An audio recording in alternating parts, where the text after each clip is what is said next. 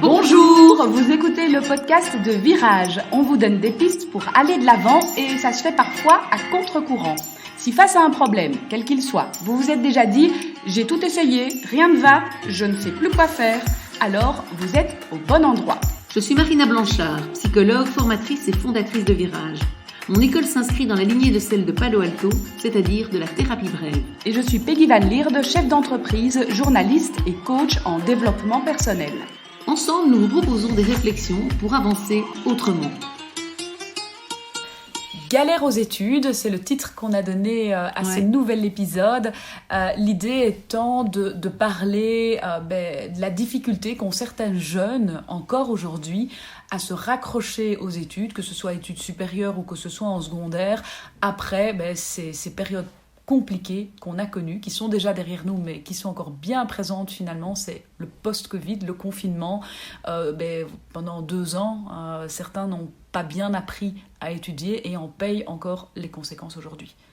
Oui, tout à fait, Peggy, tout à fait, parce que effectivement, tout s'est relâché quelque part pendant ces 2 ans-là.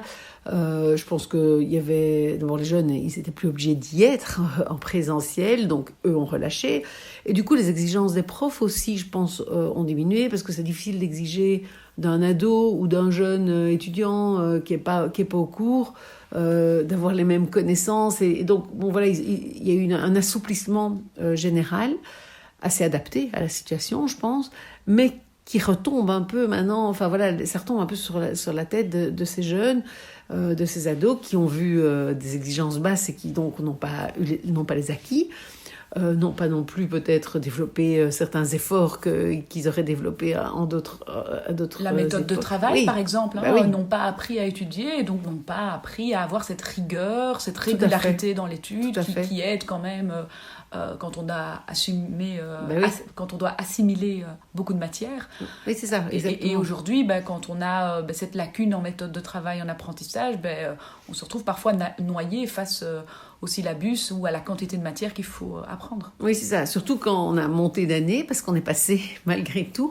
Et donc, les exigences sont là. Il y a peut-être des choses qui ne sont pas intégrées. Et en plus, effectivement, je n'ai pas appris à apprendre. En fait, quelque part, je ne me suis pas mis au rythme de l'UNIF ou des secondaires. Enfin, c'est un peu la même chose. Surtout pour ceux qui étaient en début d'université ou en début de secondaire. Ils ont eu un niveau moins important, et puis se retrouvent en deuxième, en troisième secondaire, ou en deuxième ou en troisième en études supérieures, et en se rendant compte que en fait ils rament et c'est la galère. Et comme tu l'évoquais au début, les profs ont fait preuve d'une certaine souplesse, d'un niveau d'exigence revu parfois un peu à la baisse. Tout à fait. Juste après le confinement ou pendant le confinement.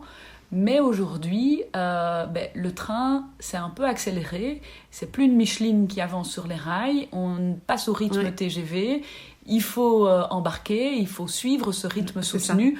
Et on le sent bien, il y a pas mal d'échecs, il y a pas mal de jeunes qui n'arrivent pas à suivre ce rythme effréné.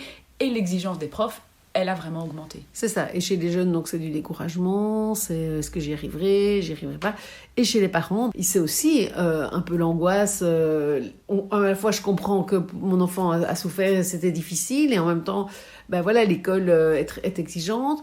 Et donc, voilà, je pense que chez les parents, il peut y avoir plusieurs manières de réagir. Soit je suis sur le dos de mon enfant, mon jeune, et je lui dis tu dois bosser, et je pousse. Et attention, j'ai envie de dire, au risque de le dégoûter. Attention au risque de le retrouver en échec quand même, ou en épuisement. On parle de burn-out aussi au niveau des jeunes. C'est important de se dire, je pousse, et de voir est-ce que ça marche derrière. Si ça marche, pourquoi pas. Si vous sentez qu'en soutenant votre enfant d'une manière un peu plus acharné, vous obtenez des résultats, pourquoi pas. Voyez quand même, veillez à son état de santé, j'ai envie de dire, qu'il ne soit pas justement épuisé. Si par contre vous sentez qu'il y a une résistance et que vous risquez en poussant trop de faire, j'ai envie de dire, c'est comme le cheval qu'on cravache et qui s'effondre, quoi. Donc attention de ne pas le faire s'effondrer. Donc je pense qu'il y a une attention particulière à porter là-dessus. Et de se dire, j'essaye quelque chose comme parent, parce que c'est difficile de rien essayer quand je vois comme ça mon fils, ma fille qui décroche, qui galère. Mais toujours valider est-ce que ce que je fais marche ou aggrave. Parce qu'en essayant de mettre la pression davantage, c'est presque comme si on lui demandait d'aller plus vite que le TGV, quoi, hein, et qu'on lui disait, alors que peut-être qu'il a besoin d'un moment, peut-être que ça lui prendra même une année, peut-être que ce sera même l'échec d'une année, mais pour raccrocher à cette vitesse-là. Et donc ça, c'est une des premières possibilités, c'est que les parents réagissent en voulant faire travailler leur enfant et suivre et réaccélérer le mouvement. Trop. L'autre profil, c'est alors plutôt les parents qui excusent tout et qui disent « Ah, le pauvre, en fait, il a juste pas appris à travailler » et qui lui trouvent toutes les excuses du monde. C'est ça c'est une possibilité aussi, qui disent c'est la faute de l'école, les enseignants sont trop exigeants, c'est quand même pas juste, ils ont vécu le Covid, les pauvres, et qui voient effectivement des victimes dans leur enfant. Et donc là aussi, il y a un risque. Alors, ça peut être bien, parce que ça peut être l'enfant se sent compris, le jeune se sent rejoint, il se dit, voilà, mes parents sont sympas, sont cool, et tout ça, la relation reste peut-être bonne, mais le risque étant que, du coup, ça donne toutes les excuses à l'enfant, au jeune, à l'ado, pour ne pas faire, en fait. Et donc, ça donne toutes les excuses pour rater, aller pleurer chez papa et maman, qui vont peut-être crier à l'école. Et donc, le risque étant que ça n'aide pas du tout fondamental. Ça l'aide, j'ai envie de dire, à court terme, le jeune, mais ça n'aide pas sur le moyen et long terme à rattraper le train, justement, puisqu'en fait, on est en train de lui dire, mais tu as toutes les bonnes raisons de rester au rythme ralenti. Or, en faisant ça, on va pas l'aider à un moment donné, à moins que toutes les écoles ne diminuent leur niveau. En entretenant l'enfant dans cette espèce de truc, tu t'es blessé la jambe, alors il faut pas faire trop d'efforts, garde ta béquille, ils vont pas permettre de muscler, j'ai envie de dire, leur enfant. Or, je pense qu'il y a une espèce de posture entre les deux, qui est d'à la fois reconnaître que c'était difficile, et en même temps, apprendre à notre enfant à s'adapter. Parce qu'aujourd'hui, et Dieu sait que le Covid nous l'a démontré, justement, on est dans une société où la qualité la plus importante, c'est de pouvoir s'adapter.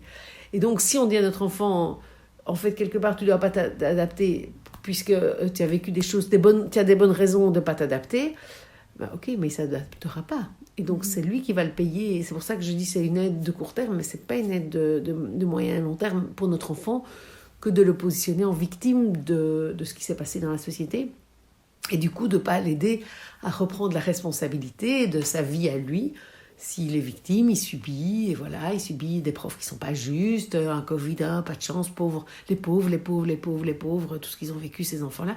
Alors c'est vrai, hein, moi, j'avoue que j'ai beaucoup de compassion pour les jeunes et ce qu'ils ont traversé. Je pense que ça a été vraiment terrible, et voilà, je suis la première à le crier haut et fort, mais je pense qu'en même temps, maintenant, aujourd'hui, à eux, il va falloir qu'eux développent des ressources. Et le plus beau cadeau qu'on peut leur faire, c'est de leur faire confiance et de leur renvoyer. Voilà, ça a été dur. C'est vrai que c'était très costaud, que vous avez traversé un truc super dur et tout ça. C'était terrible de ne pas avoir vraiment de cours en première et de galérer. Mais maintenant, on est dans deuxième et ça repose sur toi. Et moi, en fait, je te crois capable. Et ça, je pense que c'est la plus belle aide qu'un parent peut envoyer comme message, c'est « tu es capable ». Ça va pas être facile, si tu as besoin d'aide et je suis là pour t'aider, mais c'est à toi de prendre en main et tu es capable de le faire. Parce que c'est ce sentiment de capacité qui est le plus beau cadeau qu'on peut faire à notre enfant, finalement. Mais ce qui est intéressant aussi, c'est quand tu soulignes ces ressources, que dans toute situation, finalement, on apprend quelque chose. Et que, donc ici, comme tu l'as souligné, l'apprentissage, ça a été entre autres l'adaptabilité, qui est quelque chose qui, aujourd'hui, est fondamentalement nécessaire dans notre société, et que les jeunes, peut-être plus que d'autres, même si d'autres en ont fait l'apprentissage aussi, mais ont appris cette adaptabilité et vont devoir vivre avec professionnellement, socialement, dans le futur. Et donc mettre le doigt sur le fait que malgré toutes ces difficultés qui portent encore leurs conséquences aujourd'hui, il y a aussi quelque chose de positif qui en est ressorti.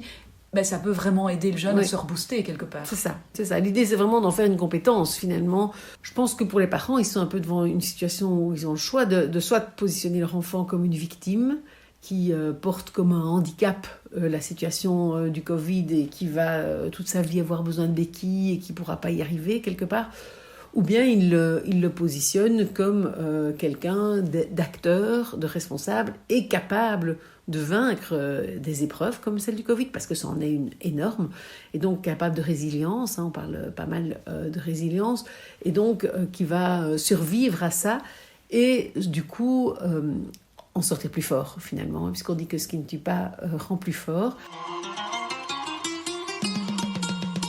Donc, que retenir aujourd'hui de cet épisode ? En fait, je pense que comme parents, finalement, on a parlé de la possibilité de fouetter pour faire accélérer, pour que l'enfant rattrape le plus vite possible tous les retards, etc., qui paraît violente. La possibilité de le positionner en victime qui paraît finalement affaiblissante.